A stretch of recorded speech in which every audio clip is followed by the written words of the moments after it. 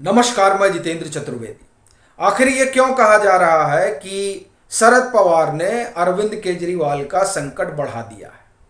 फिर एक सवाल यह भी उठ रहा है कि जो ट्रांसफर पोस्टिंग की नई व्यवस्था दिल्ली में हुई है, उसकी बैठक यानी national capital civil services authority की जो मीटिंग है वो क्यों नहीं बुलाई जा रही है?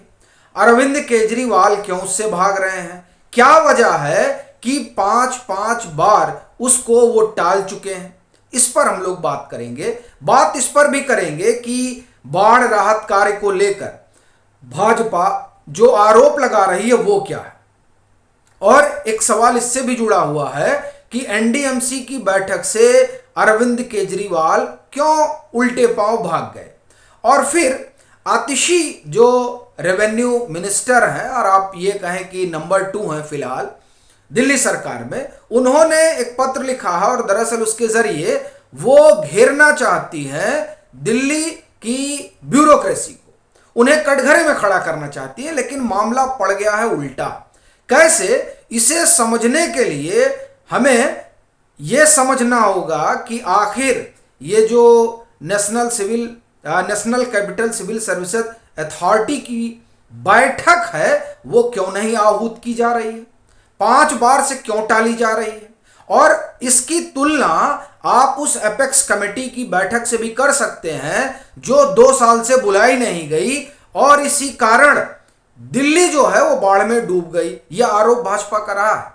अब ये जो बैठक बुलाना जरूरी है, उस बैठक को टालने के पीछे के क्या कारण है उसको बताता हूं और फिर आता हूं कि कैसे यह आतिशी की पार्टी ने अरविंद केजरीवाल की सरकार को ही फंसा दिया। लेकिन पहले कारण क्यों नहीं बुलाया जा रहा है। देखिए क्या हुआ है कि अथॉरिटी में जो अधिकारी है उन्होंने पत्र लिखा है और पत्र लिखकर ये कहा है कि साहब आप लोग जो है वो व्यवस्था है कि अगर चेयरपर्सन का अप्रूवल हो तो इसकी बैठक बुलाई जा सकती है। तो उन्होंने कहा साहब आप अप्रूवल दे दीजिए, हम बैठक बुला लें। अब इससे अरविंद केजरीवाल कतरा क्यों रहे हैं? उसकी 2 तो बड़ी वजह है। एक तो ये कि वो इंजीनियर जिसने 15वीं शताब्दी का मॉन्यूमेंट गिराकर दिल्ली जल बोर्ड के पूर्व जो मुख्य कार्यकारी अधिकारी रहे उनका मकान बनाया था, तो उस इंजीनियर पर कार्रवाई होनी है कि साहब आपने गिराया कैसे, आपको इसकी सूचना देनी चाहिए थी कि इस तरह का अनर्थ ये कराने जा रहे हैं। तो अब उस पर क्या कार्रवाई ना हो इसलिए बैठक नहीं बुलाई जा रही, ये सवाल बड़ा उठता है।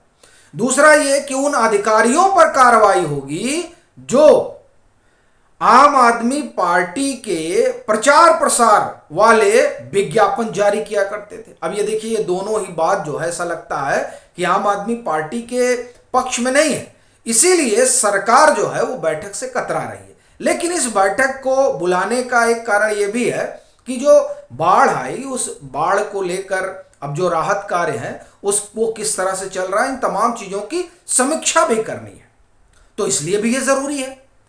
लेकिन मजेदार बात यह है कि इसका ठीकरा जो है वो जो रेवेन्यू मिनिस्टर है आतिशी, वो दरअसल अधिकारियों पर ही फोड़ रही है और करें कि देखिए ये लोग काम ठीक से नहीं कर रहे हैं।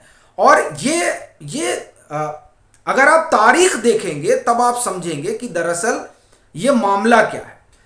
देखिए 28 तारीख को ये खबर आती है कि national capital civil services authority की बैठक नहीं बुलाई जा रही है और वो 5 बार पोस्टपोन कर दी गई और जरूरी है उसका बुलाया जाना।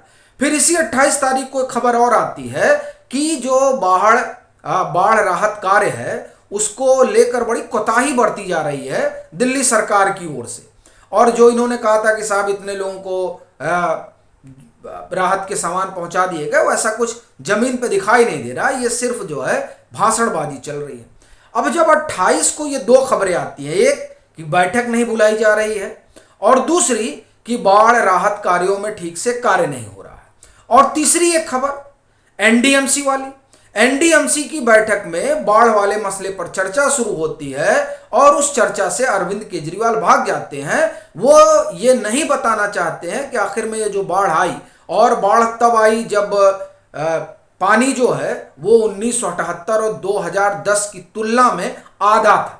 तब कैसे दिल्ली डूब गई, इन सवालों के जवाब से बचने के लिए अरविंद केजरीवाल एनडीएमसी की बैठक से चले जाते हैं।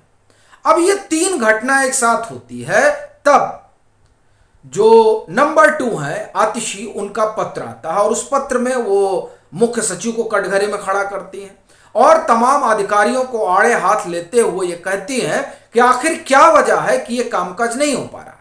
और फिर वो ये भी कहती हैं कि दरअसल अधिकारी सुन नहीं रहे हैं, ये कामकाज करने को तैयारी नहीं है। अब आप देखिए कि ये तब आता है, ये खबर तब आती है जब अथॉरिटी जो है वो ये कहती है कि बैठक बुलाना बड़ा जरूरी है, क्योंकि ये बैठक होगी तभी जो कामकाज है अधिकारियों का, खास तौर से बाढ़ राहत को लेकर, उसकी एक समीक्षा हो सकती है। यानी अरविंद केजरीवाल की सरकार उस समीक्षा से ज्यादा इस बात से बच रही है कि उन अधिकारियों पर कार्रवाई न करनी पड़ जाए जो आम आदमी पार्टी की सरकार के पक्ष में रहे। अब ये मामला अपने आप में बड़ा गंभीर है और इसकी गंभीरता तब और बढ़ जाती है जब ये पता चलता है कि क्या ये सब इंटेंशनली हो रहा है। ये अपने आप में एक सवाल है, पर जो सबसे बड़ा सवाल अरविंद केजरीवाल के सामने आकर खड़ा हो गया है वो है शरद पवार। देखिए, शरद पवार ने बड़ा असमंजस में डाल दिया है उस पूरे विपक्षी गठजोड़ को, जो ये सोचकर बैठा हुआ था कि जब दिल्ली का विधेयक आएगा, ऑर्डिनेंस अब बिल के रूप में आ चुका है राज्यसभा में, तब उसे पुरजोर कोशिश की जाएगी कि किसी तरीके से गिरा दिया जाए, यानी उसे राज्यसभा से पास होने ना दिया जाए। और उसके लिए अरविंद केजरीवाल ने एड़ी से चोटी का जोर लगाया हुआ है। अब इसी दरमियान यह खबर आती है कि शरद पवार दरअसल रहेंगे पुणे में, जिस दरमियान यह विधेयक आएगा राज्यसभा लोकसभा में। पुणे में क्यों रहेंगे, एक कार्यक्रम है और उस कार्यक्रम की अध्यक्षता वो खुद कर रहे हैं। उसमें प्रधानमंत्री होंगे और वहां वो प्रधानमंत्री को जो है वो आप ये कहें कि एक पुरस्कार से सम्मानित करेंगे। तो ऐसी स्थिति में वहां शरद पवार का होना जरूरी है। और इधर जो है राज्यसभा में, लोकसभा में क्या चल रहा होगा, दिल्ली विधेयक। तो जो आप ये कहें कि जहां एक एक वोट की मारामारी है, वहां तो ये बड़ा संकट है। और उस पर आप देखिए दूसरी चीज, और विहिप जारी हुआ है जदयू में भी, और वो विहिप गया है राज्यसभा के उपसभापति हरबंस जी के पास भी। अब उनका क्या रुख होगा, ये भी एक बड़ा सवाल है कि वो महागठबंधन के पक्ष में जाते हैं या फिर एनडीए के साथ खड़े होते हैं, चूंकि उनके तो बड़े अच्छे रिश्ते हैं भाजपा के शीर्ष नेतृत्व से।